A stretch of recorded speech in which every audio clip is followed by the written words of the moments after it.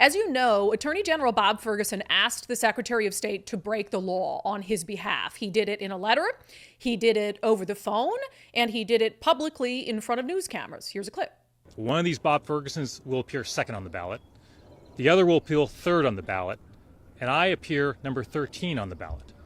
So we're asking the Secretary of State to either move my name up, sort of second essentially, above those two, or move them down below me. I want the Secretary of State of my own political party, Steve Hobbs, to break election law to advantage me. Bottom line, very clear. Did it in front of news cameras again. His attorney for his election campaign for governor put it in a letter. And it wasn't a request. It wasn't, please do, consider doing this, Steve Hobbs. It was a demand. It was a demand letter that Secretary of State Steve Hobbs give him special treatment on that among a list of other demands and things he wanted.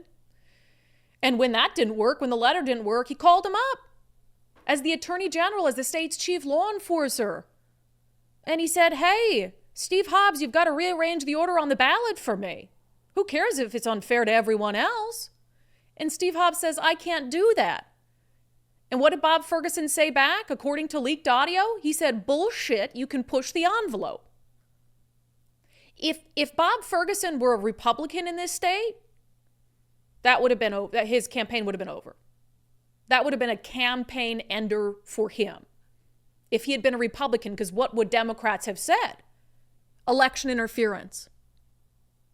Election interference.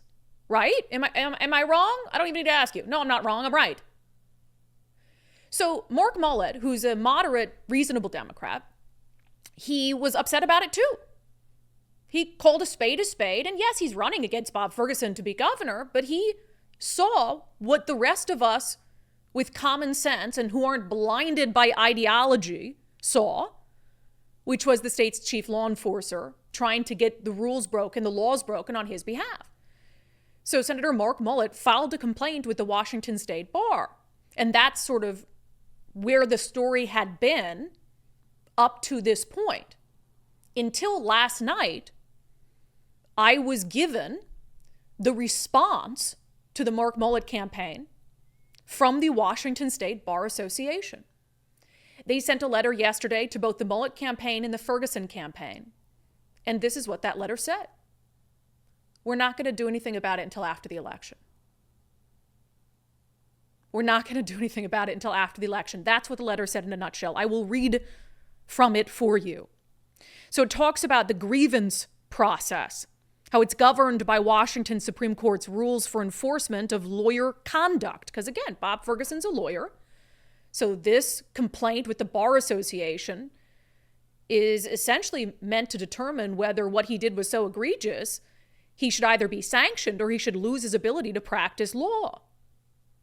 So what the Washington State Bar Association's Office of Disciplinary Counsel says in this letter is that they can defer an investigation into allegations under a couple circumstances. One, if it appears that the allegations are related to pending civil or criminal litigation.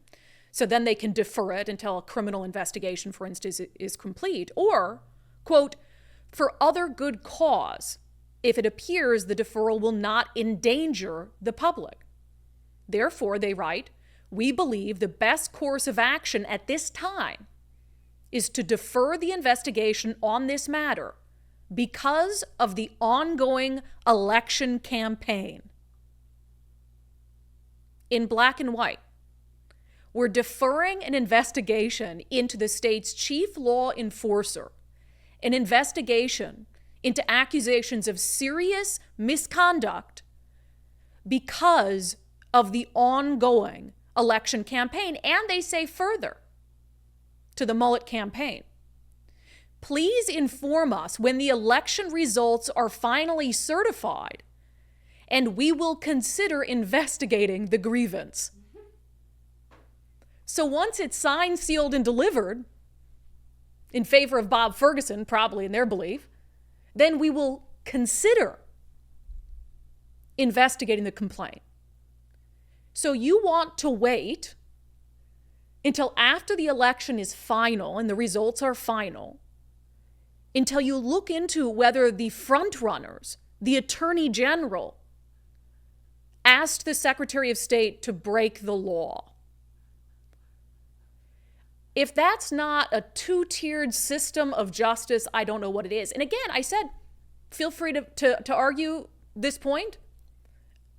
I think it's indisputable.